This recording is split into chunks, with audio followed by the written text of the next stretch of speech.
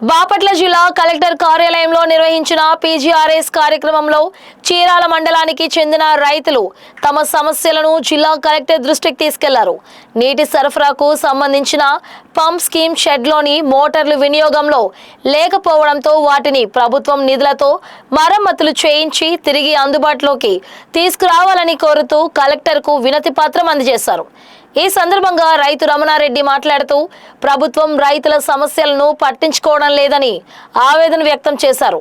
చీరాల మండలంలోని గవినివారిపాలెం, పిట్టువారిపాలెం మీదుగా వచ్చే పంప్ స్కీమ్ షెడ్లోని మోటార్లు చాలా కాలంగా మరమ్మతులకు గురై వినియోగంలో లేకుండా ఉన్నాయని తెలిపారు.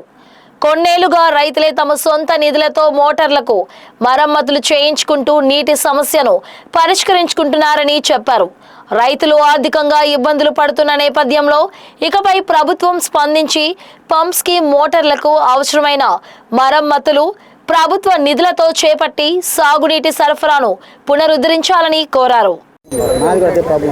ఈరోజు ప్రజా సమస్యల పరిష్కార వేదికలో కలెక్టర్ గారిని కలిసి అర్జీ ఇవ్వడం జరిగింది. చీరాల నియోజకవర్గంలో 5 ఎత్తిపోతల పథకాలు ఉన్నాయి.